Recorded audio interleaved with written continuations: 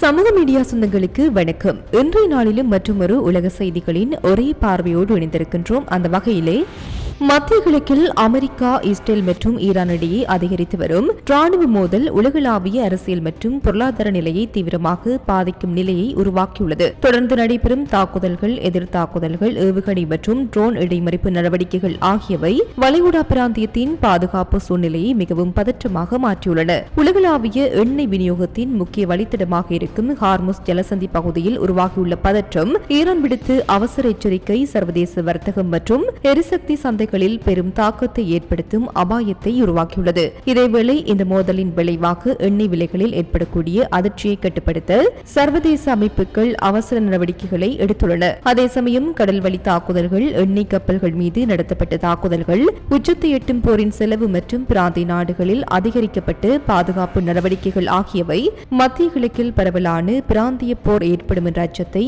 அதிகரித்துள்ளன. மேலும் Donald Trump உள்ளிட்ட சர்வதேச அரசியல் தலைவர்கள் வெளியிட்ட கருத்துக்கள் மற்றும் தெஹ்ரான் நிர்வாகத்தின் எச்சரிக்கைகள் இந்த மோதல் நீடித்தால் அதன் தாக்கம் மத்திய கிழக்கை தாண்டி உலக பொருளாதாரம், எரிசக்தி சந்தை மற்றும் சர்வதேச வர்த்தக அமைப்புகளுக்கும் பெரும் சவால்களை ஏற்படுத்தக்கூடும் என்பதை சுட்டிக்காட்டுகின்றன. இதனால் உலக நாடுகளும் சர்வதேச அமைப்புகளும் இந்த நிலைமையை மிக நெருக்கமாக கவனித்து வருகின்றன.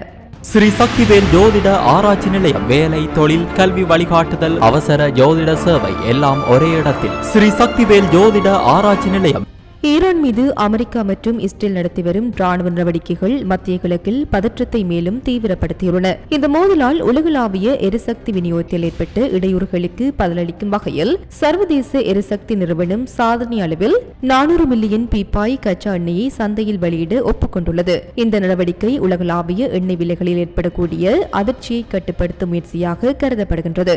மற்றொரு முக்கியமான முன்னேற்றமாக அமெரிக்கா மற்றும் இஸ்ரேலிய படைகள் ஈரானில் சுமார் 10,000 பொதுமக்கள் தளங்களை குண்டு வீசி தாக்கியதாக ஈரான் குற்றம் சாட்டியுள்ளது. இந்த தாக்குதல்களின் பின்னணியில் தெஹ்ரான் நகரில் பலத்த வெடிப்புகள் ஏற்பட்டதாகவும் தகவல்கள் வெளியாகியுள்ளன. இதேவேளை ஈரானின் எதிர் தாக்குதல்களும் தொடர்கின்றன. வளைகுடா பிராந்தியத்தில் உள்ள குவைத், கத்தார், சவுதி அரேபியா மற்றும் ஐக்கிய அரபு எமிரேட்ஸ் ஆகிய நாடுகளில் கடந்த சில மணி நேரங்களில் ஏவுகணை மற்றும் ட்ரோன் தாக்குதல்களை இடைமறிக்கும் நடவடிக்கைகள் நடைபெற்றதாக தகவல்கள் தெரிவிக்கின்றன. இதனால் வளைகுடா பிராந்தியத்தில் பாதுகாப்பு சூழ்நிலை மிகவும் பதற்றமாக மாறியுள்ளது. இதற்கிடையில் இஸ்ரேல் தனது ராணுவ நடவடிக்கைகளை லெபனான் மீது தொடர்கிறது. குறிப்பாக பெய்ரூட் நகரில் மத்திய பகுதிகள் மற்றும் நாட்டின் பல பகுதிகளில் குடியிருப்பு கட்டிடங்கள் மீது தாக்குதல் நடத்தப்பட்டதாக தகவல்கள் வெளியாகியுள்ளன. இந்த தொடர்ச்சியான தாக்குதல்கள் மற்றும் எதிர் தாக்குதல்கள் மத்திய கிழக்கில் பரவலான பிராந்திய போருக்கான அச்சத்தை அதிகரித்துள்ளன. உலக நாடுகளும் சர்வதேச அமைப்புகளும் இந்த நிலைமையை கவனமாக கண்காணித்து வருகின்றன.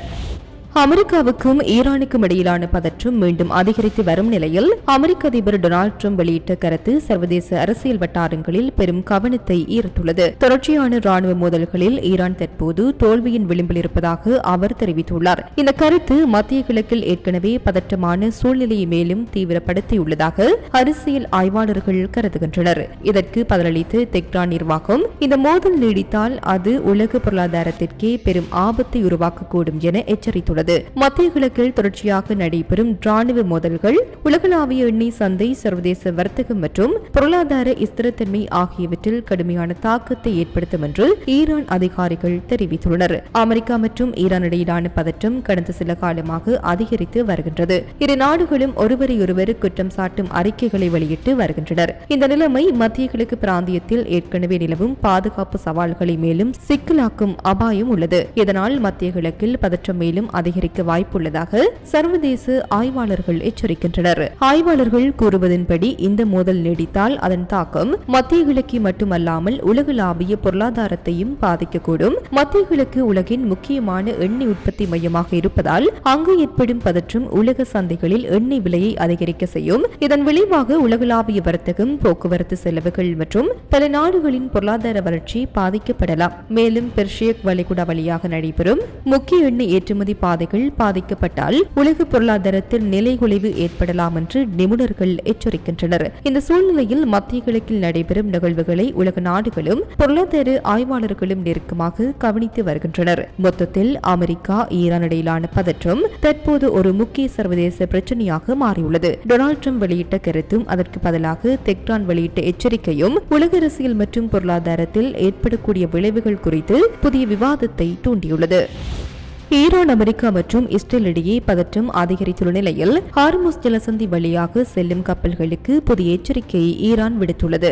ஈரானிய இஸ்லாமிய புரட்சிகர காவல்படை கடற்படை தளபதி அலிரேசா டாங்ஸரி வெளியிட்ட அறிவிப்பின்படி ஹார்முஸ் ஜலசந்தி வழியாக பயணிக்க விரும்பும் எந்த கப்பலும் முதலில் ஈரானின் ஒப்புதலை பெற வேண்டும் என்று தெரிவித்துள்ளார். அவர் கூறுகையில், ஈரானின் எச்சரிக்கைகளை புறக்கணிக்க 2 கப்பல்கள் புதன்கிழமை ஜலசந்தி பகுதியில் குறிவைக்கப்பட்டதாக தெரிவித்தார். அந்த கப்பல்கள் எக்ஸ்பிரஸ் ரோம் மற்றும் மயூரி நரி என அடையாளம் காணப்பட்டுள்ளன.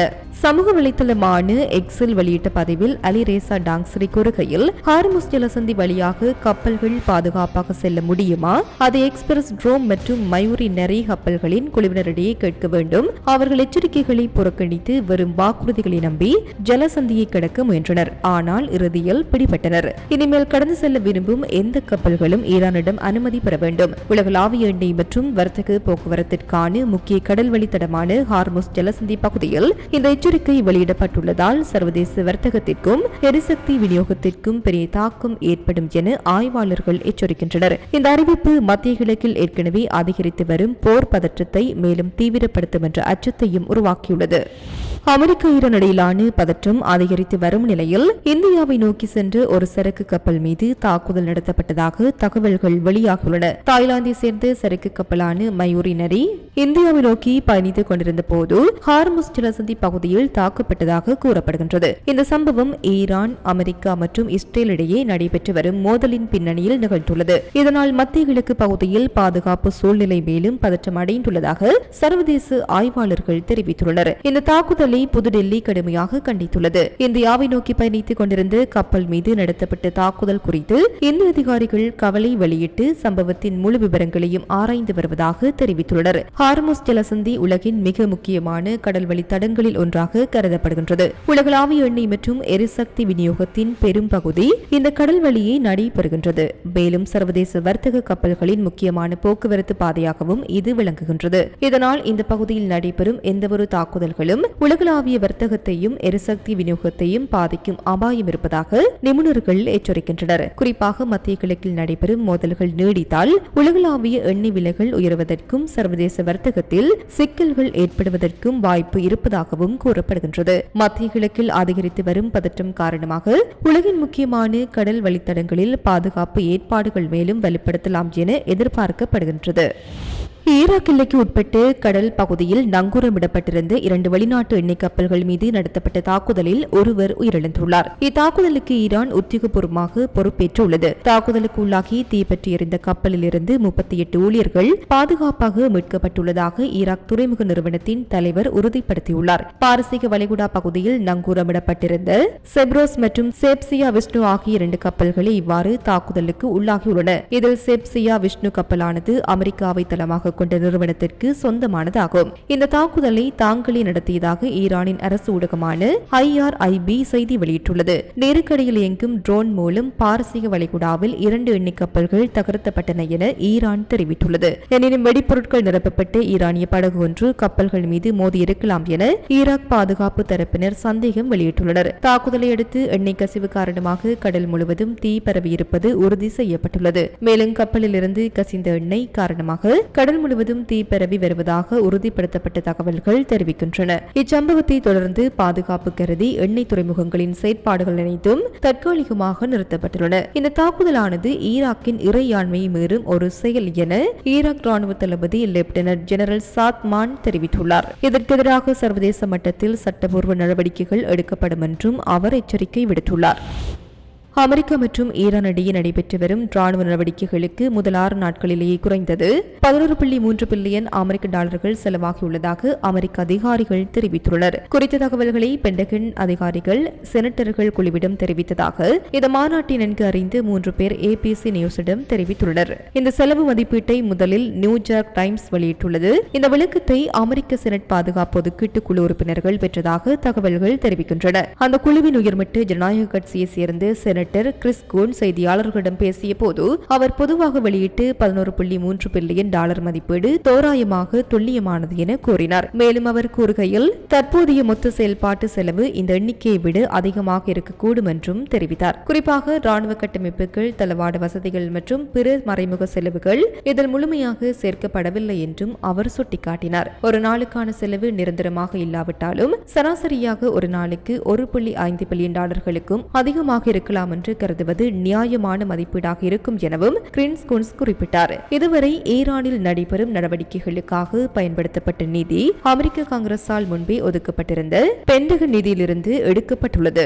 இருப்பினும் இந்த மோதலுக்காக கூடுதல் நிதி வழங்குவதற்கு அமெரிக்க காங்கிரஸ் இன்னும் ஒப்புதல் அளிக்கவில்லை. மேலும் இரு கட்சிகளை சேர்ந்து சட்டமன்ற உறுப்பினர்கள் கூறுவதன்படி இந்த போருக்கு கூடுதல் நிதி ஒதுக்குமாறு வெள்ளை மாளிகை இதுவரை எந்தவொரு அதிகாரப்பூர்வ கோரிக்கையும் காங்கிரசிடம் சமர்ப்பிக்கவில்லை. இதனால் அமெரிக்க ஈரான் இடையிலான இந்த மோதல் நீடித்தால் ராணுவ நடவடிக்கைகளின் செலவு மேலும் அதிகரிக்கும் என்ற கவலை அரசியல் மற்றும் பொருளாதார வட்டாரங்களில் எழுந்துள்ளது. இது சமீபத்தில் வெளியாகும் செய்திகளின் தொகுப்பாகவே காணப்படுகின்றன. தொடர்ந்து செய்திகளுடன் இணைந்திருங்கள். ஈரான், இஸ்ரேல், அமெரிக்கா போர் தொடர்பான செய்திகளை உடனுக்குடன் அறிந்து கொள்ள சமூக மீடியாவோடு இணைந்திருங்கள். இது போன்ற பல செய்திகளை தெரிந்து கொள்ள நம்முடைய சமூக மீடியா யூடியூப் சேனலை சப்ஸ்கிரைப் செய்து அருகிலுள்ள பெல் பட்டனை கிளிக் செய்யுங்கள். மேலும் செய்திகளை உடனுக்குடன் தெரிந்து கொள்ள சமூகமீடியா.com என்ற இணையதளத்தின் வாயிலாக எங்களுடன் இணைந்திருங்கள்.